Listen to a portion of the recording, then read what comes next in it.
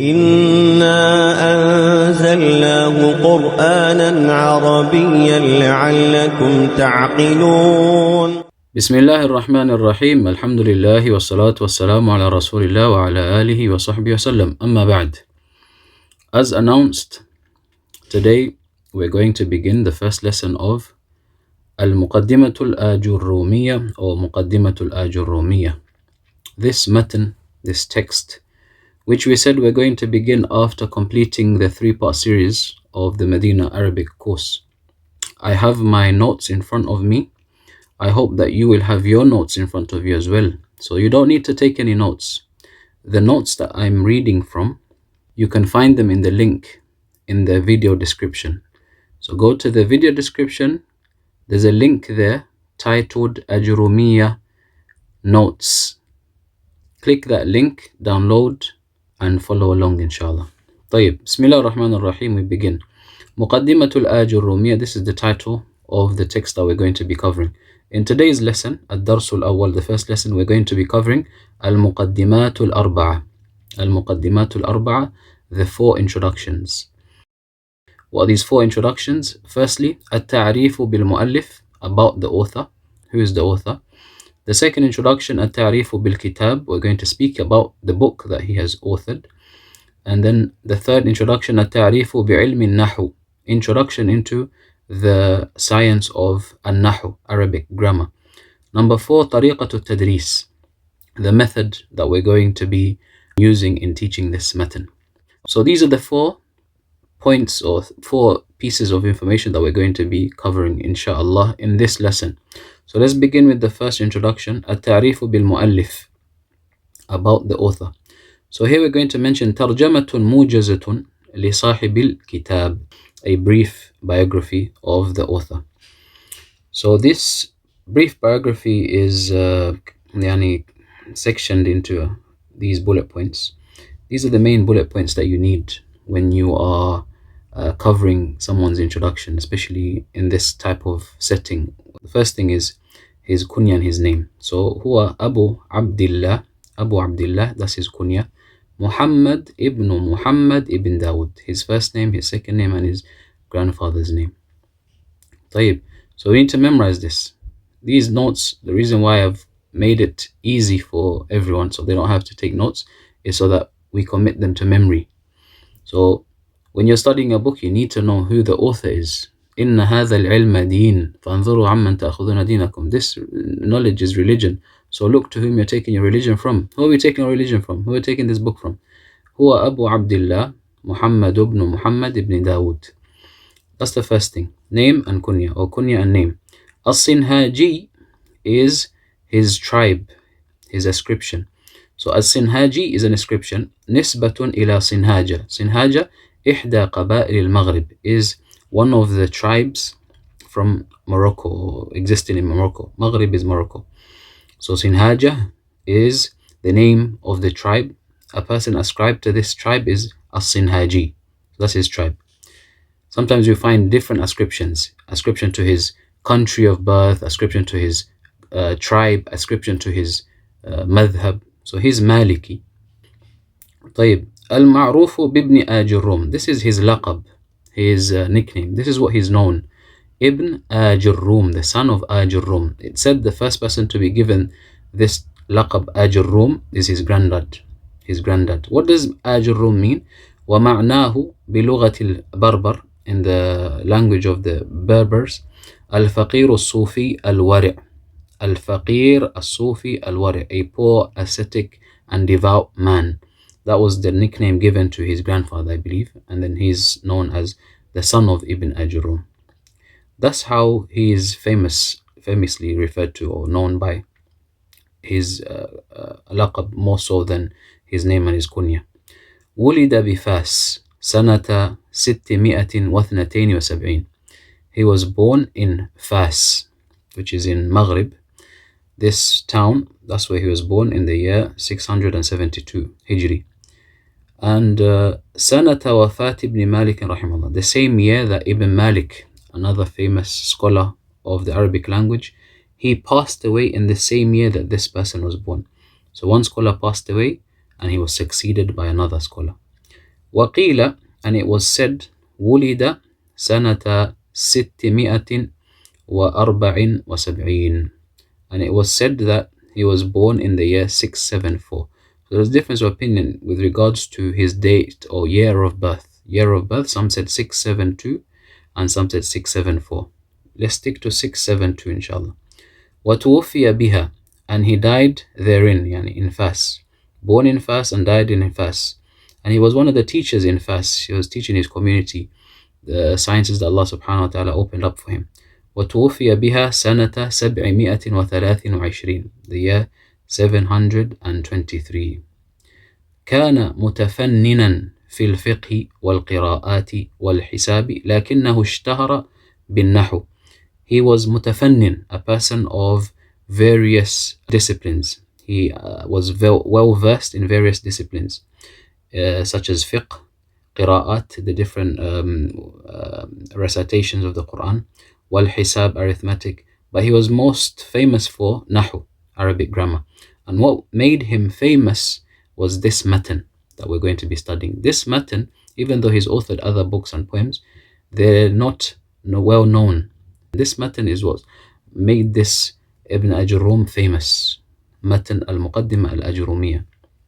Okay, so that's the first introduction about the author. We've covered his name, his kunya, his tribe, his laqab, where he was born and what year, where he died and what year, and just a brief overview of his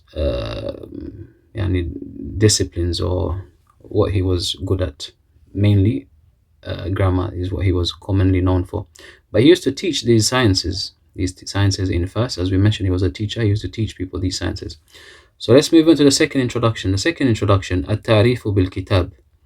At-Ta'rifu bil-Kitab. This is where we're going to speak about the book. Nubdha an al-Kitab. Nubdha is a overview, short, brief overview regarding this book. This book is مقدمة Al-Ājurrūmiyyah. مقدمة Al-Ājurrūmiyyah. We need to memorize the name. Memorize the name and the name of the author as well. What about this book? هو متن صغير الحجم. It is a matn. Matn is a text which the scholars write in various sciences. The reason why they write matns is so that people are able to understand and commit to memory the main principles and the knowledge within that science.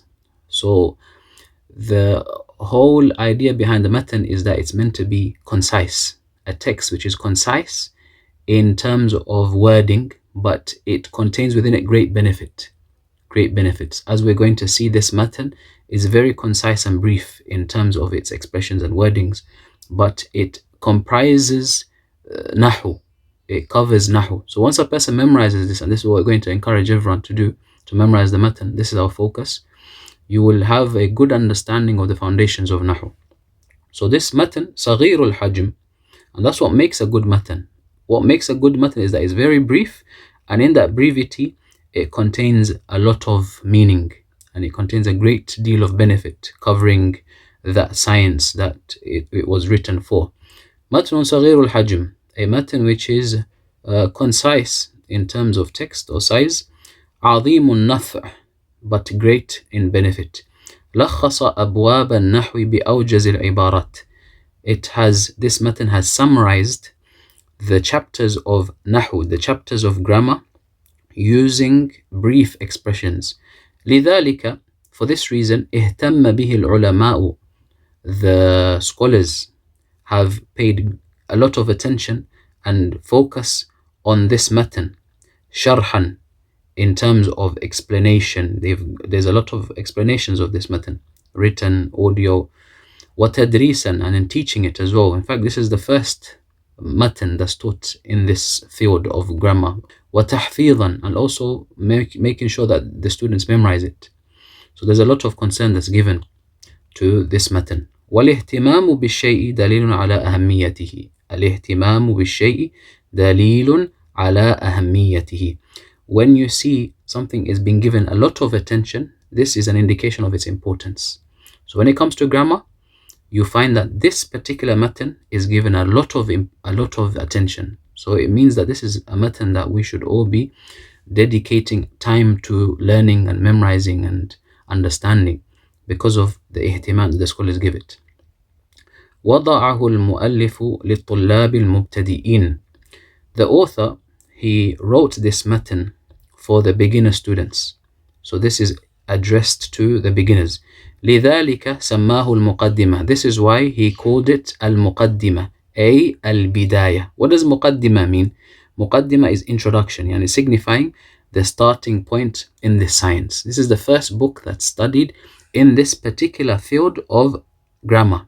So grammar is just one branch from the branches of the علوم اللغة العربية. There's different branches. There's صرف, there's بلاغة, there's قافية. So this is Arabic grammar in particular. So in Arabic grammar we begin with this book.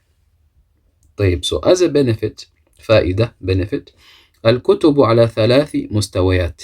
Books, generally speaking, whether they're in grammar, صرف, قراءات, تفسير, or whatever field it is, they can be categorized into 3 levels. مستويات is the plural of مستوى. 3 levels. We have مستوى المبتدئين, the beginner level. In the beginner level, we usually begin with المقدمة الآجرومية, this book that we're studying. Then we have the second level, which is مستوى المتوسطين, the intermediate level. In intermediate level, we study المتممة الآجرومية, completion of the Ajrumiyyah. Or some people study شذور الذهب. There's قطر الندى, also various books that are studied in this level. Then we have مستوى المتقدمين. مستوى المتقدمين is the advanced level. Here we study الألفية, books like Al-Alfiyah, and this is examples in terms of books that are studied in grammar.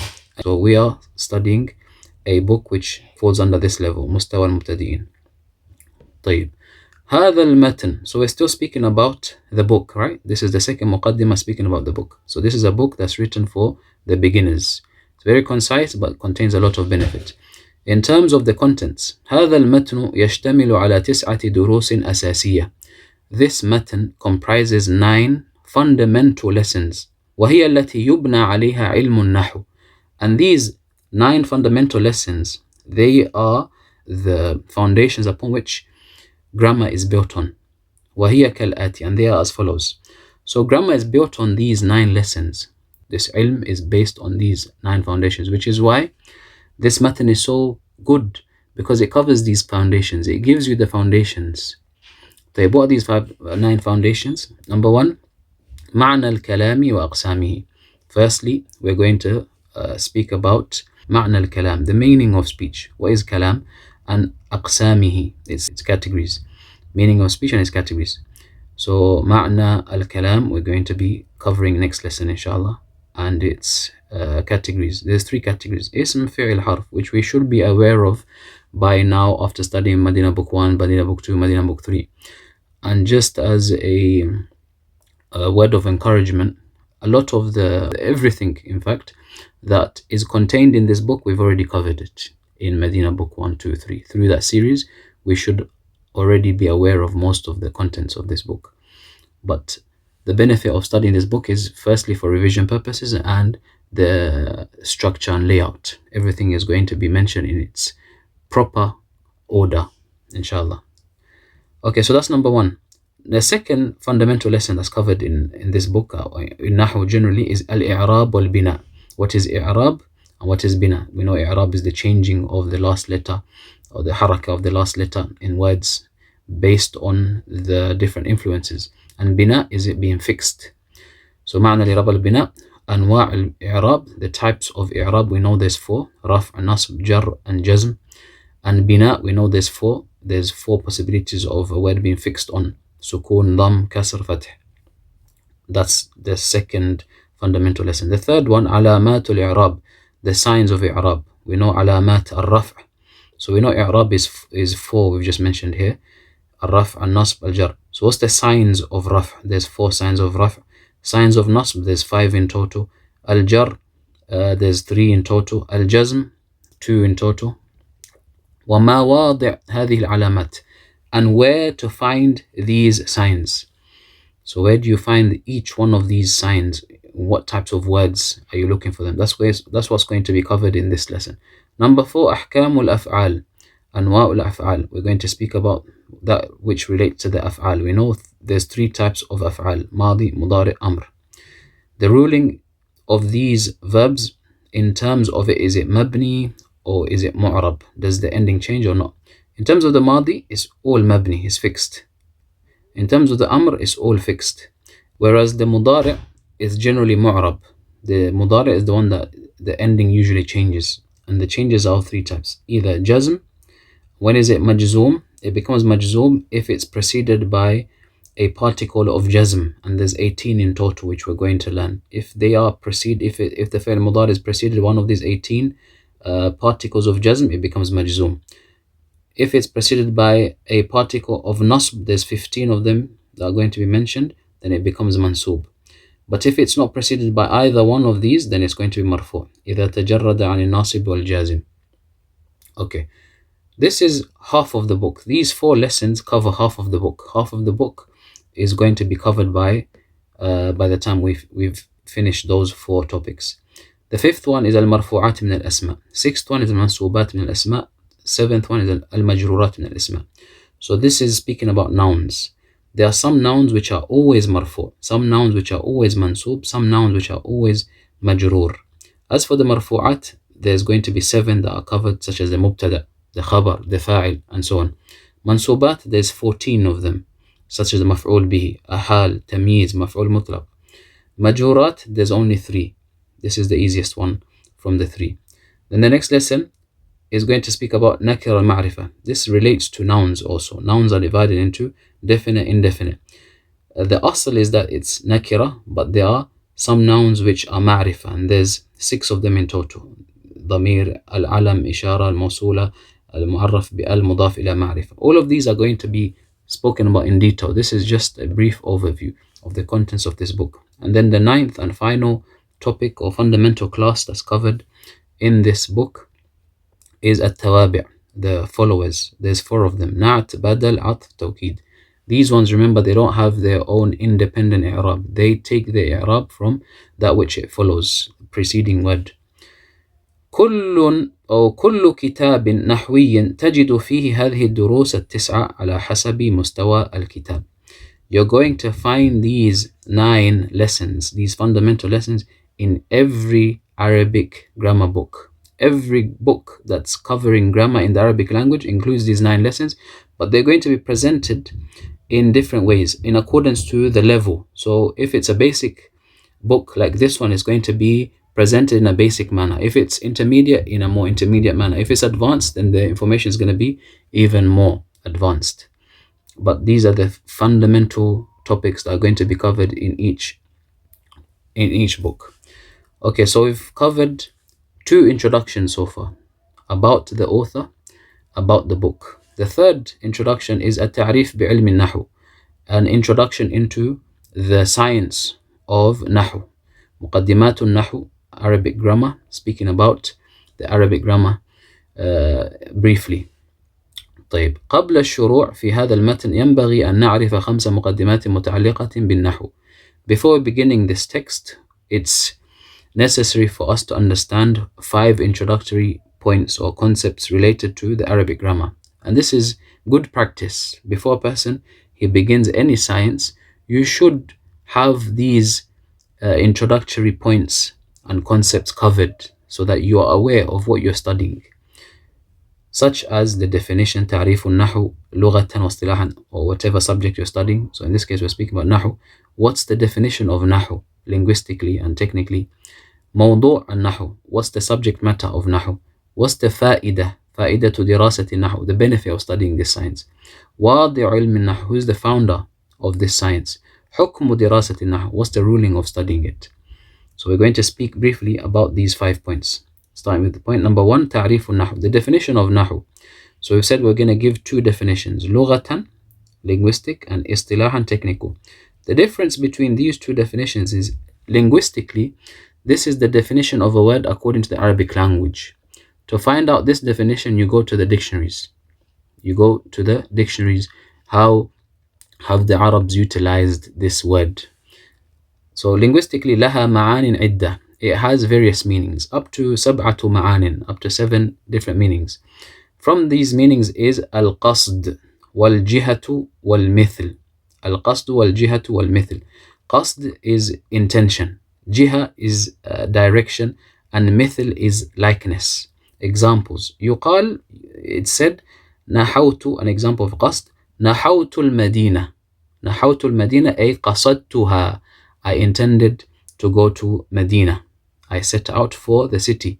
This نحو here means intention. So this is one of the linguistic usages or meanings of نحو. It can also come for the meaning of جهة. صليت نحو القبلة. I prayed in the direction جهتها, جهة القبلة, in the direction of the قبلة. An example of المثل, زيد نحو أخي. زيد is like my brother, أي مثله. There's up to 7 different meanings, مقدار and المنهاج. طيب. So linguistically, it has various meanings, but this is the main meaning that they usually mention, al-qasd, the intention.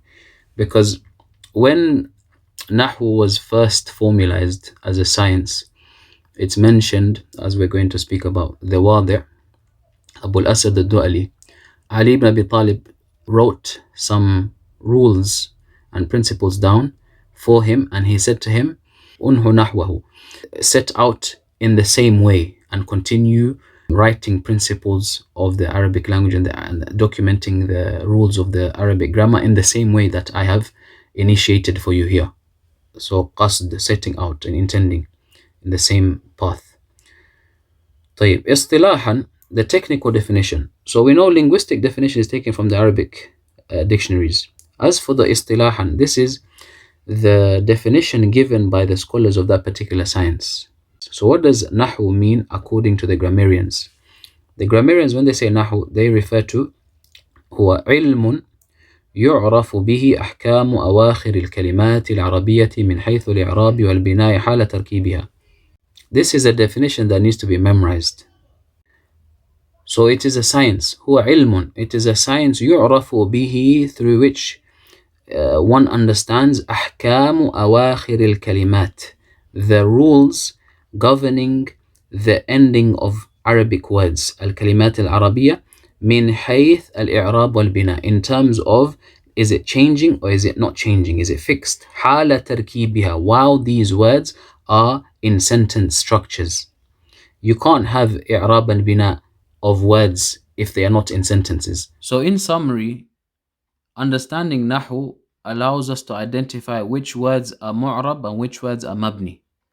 And once we've identified if the word is mu'rab, we know the changes and when to apply those changes. And if it's mabni, we know what particular haraka or sukun it's going to be fixed on.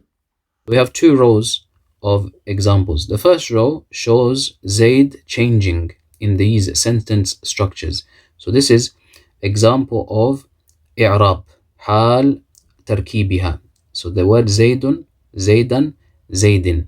What's allowed us to understand that in this particular case is Zaidun, in this particular case is Zaidan, in this particular case is Zaidin? The science of grammar, Arabic grammar. This what helps you read and articulate the last haraka of words. If it is mu'rab, to change it. And if it is mabni, you also understand what it is mabni on, what it's fixed on. So you're always going to say جاء هؤلاء, رأيت هؤلاء, مررت بهؤلاء, because you know that this word, according to your studies of Nahu, that this word is fixed on kasra and it doesn't change in all the sentence structures, whatever the case. طيب. So that's basically what ilm al-nahu is. So we need to understand the definitions, لغة واصطلاحا, mainly the istilahi definition. Okay. The second thing is موضوع النحو, because we said we're speaking about the introductory points related to nahu, right? So we've spoken about the definition. Now the subject matter. What's the subject matter of nahu? ما الذي يدرس في هذا العلم? What's studied in this science? الكلمات العربية, Arabic words, حال تركيبها, while they are in sentence structures. So we don't study words, a word just by itself. Muḥammadun, ilmun, dhahaba. No, we don't study independent words. We study words while they are in sentence structures, because when they are in sentence structures, that's when the changes occur. That's when we know if this is the doer. Okay, the doer is marfu', the object of the sentence, so it's mansub and so on. But this is not actualized if the word is independent and by itself. The third point regards to علم النحو فائدة دراسة النحو, the benefit of studying Arabic grammar. يساعد على فهم القرآن والسنة فهما صحيحا. This is the most important benefit of studying grammar. It aids in correctly understanding the Quran and the Sunnah. Without Nahu, you won't understand what Allah is saying, you won't understand what the Prophet ﷺ is saying. The sources of knowing how to worship Allah correctly is taken from the Quran and Sunnah. So if you don't understand it, you're going to be building your understanding of the deen on something which is incorrect. That's number one. وَيَحْفَظُ اللِّسَانَ مِنَ اللَّحْنِ وَالْكِتَابَةَ مِنَ الْخَطَأِ. And it also safeguards and protects the tongue from making grammatical mistakes and writing mistakes. وَبِهِ يُحْفَظُ الدِّينِ. And through preservation of Nahu, we preserve the deen. Because we preserve the Arabic language, the deen was revealed in the Arabic language. The Prophet spoke Arabic, the Quran is in Arabic. So if we preserve the rules, we preserve the Arabic language. And if we preserve the Arabic language, we preserve our deen. So those are the main benefits of studying the Arabic grammar. Number 4, واضع علم النحو. Who was the founder of this science? المشهور أن أول واضع لعلم النحو هو التابعي الجليل أبو الأسود الدؤلي وقيل علي بن أبي طالب رضي الله عنه. There's no concrete isnad, chain of narration, to determine who was the founder of the science. However, what's commonly known, or what's accepted, generally speaking, widely accepted, is that the first to establish or formulate this science, the Tabi'i Abu al-Aswad al-Du'ali. And it was said this was because of due to the command of Ali. And some said it was Ali himself who formulated and founded this science. Why was this science founded? Why did they establish this science? It wasn't present during the time of the Prophet ﷺ, but it was founded later on. It was formulated later on. For what reason? والسبب في ذلك أن الإسلام انتشر فدخل الأعاجم في دين الله أفواجا ووقع اللحن في كلام العرب. The reason is because Islam spread into various regions, and many of the non-Arabs, they entered into Islam. And because they're non-Arabs, when they wanted to recite the Quran or wanted to converse with the Arabs, they would make grammatical mistakes. And this began to spread.